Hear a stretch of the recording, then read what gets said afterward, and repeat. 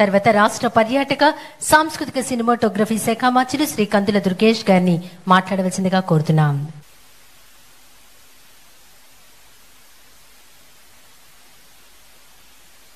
ప్రజాస్వామ్య విలువల పట్ల అచంచలమైనటువంటి విశ్వాసం కలిగినటువంటి నేతగా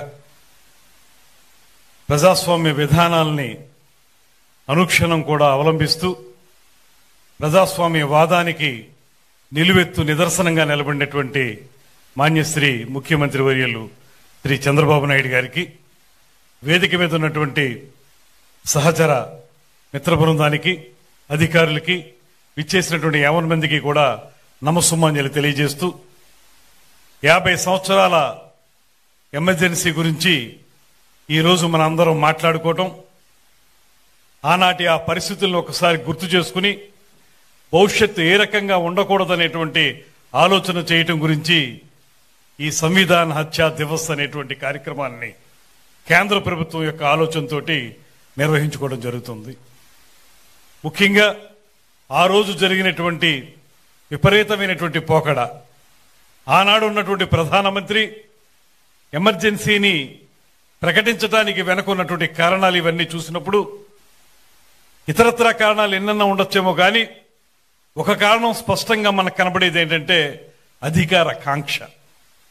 అధికార కాంక్షతోటి సర్వోన్నత న్యాయస్థానం ఇచ్చినటువంటి తీర్పులు సైతం పక్కన పెట్టి నేనే అన్నిటికంటే అధికురాలనేటువంటి భావనతోటి రాత్రికి రాత్రి ఎమర్జెన్సీని ప్రకటించి దేశంలో ప్రజాస్వామ్యాన్ని కూని చేసినటువంటి సందర్భాన్ని ఈ దేశం ఎప్పుడూ కూడా గుర్తుపెట్టుకుంటుంది. ముఖ్యంగా ఆ రోజు జరిగినటువంటి దుర్మార్గమైనటువంటి విధానాల్లో ప్రతిపక్ష నాయకులు గొంతు నులిమేయటం మాత్రమే కాకుండా ఎవరైనా సరే ఇది అన్యాయం అని ప్రకటిస్తే వెంటనే జైల్లో పెట్టడం, ఆ జైల్లో పెట్టేటప్పుడు కూడా ఇది తప్పు అనేటువంటి మాటని కోర్టు ద్వారా నిర్ధారించుకుందా ఉంటే దానికి కూడా అవకాశం లేనటువంటి విధానం. ఎవరైనా సరే కేసు పెడితే వెంటనే తీసుకెళ్లి అరెస్ట్ చేసే విధానమే తప్పితే కోర్టుకు వెళ్లి న్యాయాన్ని కోరేటువంటి పరిస్థితి లేకుండా చేయటం. దాంతోపాటు మనకి 4th ఎస్టేట్ గా నిలబడినటువంటి పత్రికా స్వేచ్ఛని సంపూర్ణంగా నాశనం చేయటం. పత్రికలు ఏ విషయం రాయాలన్నా వీల్లేనటువంటి పరిస్థితుల్లో ఏ క్షణంలో అయితే ఎమర్జెన్సీని ప్రకటించారో ఆ క్షణంలోనే పత్రికా ఆఫీసులకి కరెంటు కట్ చేసి వాళ్ళు పబ్లికేషన్స్ రాకుండా చూడడం. ఈ సందర్భంగా ఆ రోజున ఇండియన్ ఎక్స్ప్రెస్ వారు ఆ మరుసటి రోజు ఇచ్చినటువంటి సంపాదకీయం కేవలం వైట్ పేపర్గా మాత్రం ఇచ్చారు వారు నిరసన తెలియజేయడానికి. టైమ్స్ ఆఫ్ ఇండియా వారు చెప్పినటువంటి మాట ఇది ప్రజాస్వామ్యాన్ని సంస్మరణ చేసుకునే రోజు అనేటువంటి మాట. అంటే సంస్మరణ అంటే చనిపోయిన తర్వాత చేసుకునేది, ప్రజాస్వామ్యం కూని చేయబడిన తర్వాత మనం చేసుకుంటున్నటువంటి సంస్మరణ దినోత్సవం ఇది అనేటువంటి మాట వారు కూడా చెప్పడం జరిగింది. ఆ సందర్భంలో జరిగినటువంటి అన్యాయాలు, అక్రమాలు, ప్రజలందరూ భీతావహం కలిగించేటువంటి విధానం ఇవన్నీ కూడా మన పుస్తకాల్లో కూడా నిరంతరం చదువుతూ ఉంటాం. Maintenance of internal security act అనేటువంటిది మనకు తెలుసు. ఆ రోజుల్లో వినపడినటువంటి మాట ఏంటంటే మీసా అంటే maintenance of internal security act కాదు, maintenance of Indira Sanjay act అనేటువంటి మాటను కూడా ఆ రోజు అందరూ చెప్పినటువంటి మాట. వారు ఫోర్స్ఫుల్ స్టెరిలైజేషన్ ఏదైతే చేశారో ఇంతకుముందు పెద్దలందరూ కూడా చెప్పారు. ఫోర్స్ఫుల్ స్టెరిలైజేషన్ వల్ల ఈ దేశం యువత ఎంత నష్టపోయిందో అనేటువంటిది మనకు అనేక దృష్టాంతాలు కనబడతా ఉన్నాయి.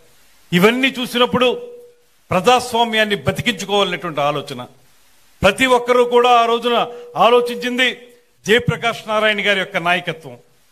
ఆ తర్వాత ఈ దేశంలో ప్రజాస్వామ్య విలువల పట్ల అచంచలమైన విశ్వాసం కలిగినటువంటి నాయకులందరూ కూడా వారందరూ కలిసి జనతా పార్టీగా సమీకరించబడి ఉద్యమాలు చేసి 1977లో తిరిగి అధికారంలోకి వచ్చే విధంగా వారు చేసినటువంటి సమీకరణ ఏదైతే ఉందో అది ఈ దేశంలో మనకి ఒక ప్రత్యేకమైనటువంటి ప్రతిపత్తిని, ప్రత్యేకమైన వరవణ్ణి కల్పించినటువంటి సందర్భాన్ని గుర్తు చేస్తా ఉన్నారు.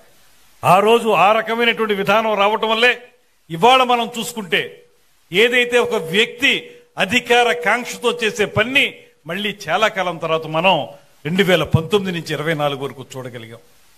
ఒక వ్యక్తి తన అధికార కాంక్ష కోసం ప్రతిపక్షాల గొంతు నులిమివేయటం, ప్రతిపక్ష నాయకునిగా సుదీర్ఘమైనటువంటి అనుభవం ఉన్నటువంటి నాయకుని, ఎప్పుడు కూడా ప్రజాస్వామ్య విధానాలను నమ్మినటువంటి నాయకుడిని 53 రోజుల పాటు జైల్లో పెట్టి ఏ రకంగా ఇబ్బంది పెట్టారో మనందరం చూసాం. ఆ సందర్భంలోనే ప్రజాస్వామ్యాన్ని బతికించుకోవాలి, మళ్ళీ మనందరం కలిసి ప్రభుత్వ వ్యతిరేక ఓటు చీలకూడదనేటువంటి ఆలోచనతోటి, మళ్ళీ ప్రజాస్వామ్య విధానాలు ఈ రాష్ట్రంలో ముందుకు వెళ్లాలనేటువంటి ఆలోచనతోటే Telugu Desam party, Janasena party, Bharatiya Janata party ఒక కూటమిగా ఏర్పడడం అనేటువంటి ఒక చరిత్రాత్మకమైనటువంటి నిర్ణయం జరిగిందనేటువంటి మాటను మనం చేస్తున్నాం. ఆనాడు కూడా ఇలాగే వివిధ రాజకీయ విధానాలతో ఉన్నటువంటి జనసంఘ్ గాని, జనతా పార్టీ గాని, అప్పుడున్నటువంటి మన జగజ్జీవన్ రావు గారి నేతృత్వంలో ఉన్నటువంటి కాంగ్రెస్ పార్టీ గాని, ఇతర అనేక పార్టీలన్నీ కలిసి జనతా పార్టీగా సమీకరించబడి వారందరూ కూడా ప్రజాస్వామ్యాన్ని నిలబెట్టడానికి చేసిన పోరాట ఫలితమే 77లో అధికారంలోకి రావటం. అదేవిధంగా ఇవాళ సుదీర్ఘమైనటువంటి నాయకత్వ పటిమ ఉన్నటువంటి చంద్రబాబు నాయుడు గారి యొక్క నాయకత్వంలో తెలుగుదేశం, జనసేన, భారతీయ జనతా పార్టీలు 3 కూడా కలిసి ఒక వేదిక మీదకు వచ్చి మళ్ళీ 2024లో ప్రజాస్వామ్యాన్ని నిలబెట్టే విధంగా ఈ కూటమి అధికారంలోకి రావటం అనేటువంటి ఈ 2 విషయాల్ని చూస్తే చాలా సారూప్యత ఉంది. చాలా రకాలుగా ఆ 2 అంశాలని మనం దగ్గరగా చూసేటువంటి అవకాశం ఉంది.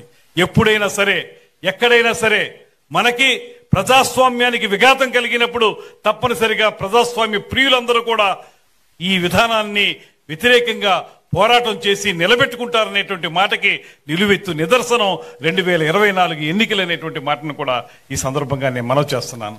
అందుకే ఇవాళ మనం తలుచుకున్నప్పుడు ఆ రోజు ఉన్నటువంటి ఎమర్జెన్సీ యొక్క ఘాతుకాల్ని మనం స్వయంగా మాలాంటి వాళ్ళం అనుభవించకపోయినా, ఎంతో మంది పెద్దలు అనుభవించినటువంటి ఆ విధానాలను చూసిన తర్వాత ఇవాళ కూడా మాలాంటి వాళ్ళకి అనిపించే మాట, ఎప్పుడైనా రాజకీయాల్లో ఉండాలంటే ప్రజాస్వామ్య విధానాల్లోనే వెళ్లాలనేటువంటి మాటని మనం అనుకోవటానికి ప్రధాన కారణం ఇక్కడ కూర్చున్నటువంటి చంద్రబాబు నాయుడు గారు లాంటి నేత అనేటువంటి మాటను కూడా ఈ సందర్భంగా నేను తెలియజేస్తున్నా. మేము గతంలో ఎప్పుడూ కూడా శ్రీ చంద్రబాబు నాయుడు గారితో వారి నాయకత్వంలో నడిచిన వాళ్ళం కాదు. గడిచిన సంవత్సరం కాలంగానే వారితో నడుస్తున్నాం. 26 కేబినెట్ మీటింగులు చూసాం, అనేక SIPBలు చూసాం. అనేక సందర్భాల్లో వారి యొక్క నాయకత్వ పటిమని దగ్గరుండి చూసినప్పుడు మాకు అనిపించింది ఒకటే, ప్రజాస్వామ్యం పట్ల వారికి ఉన్నటువంటి అమోఘమైనటువంటి నిబద్ధత. అది మాత్రం ఖచ్చితంగా ఈ వేదిక మీద చెప్పాల్సినటువంటి మాట. సుదీర్ఘమైనటువంటి ఆయన రాజకీయ పరిణితికి, సుదీర్ఘమైనటువంటి ఆయన రాజకీయ విధానాలకి, దేశంలోనే ఇంత కాలం ఈ రాజకీయాల్లో 4వ పర్యాయం ముఖ్యమంత్రిగా ఉన్నటువంటి చంద్రబాబు నాయుడు గారిని దగ్గర నుంచి పరిశీలించినప్పుడు నాకు కనిపించింది ఒకటే, ఏనాడు కూడా ఆయన ఒక్క మాట కూడా హద్దు దాటి మాట్లాడినటువంటి మాట లేదు.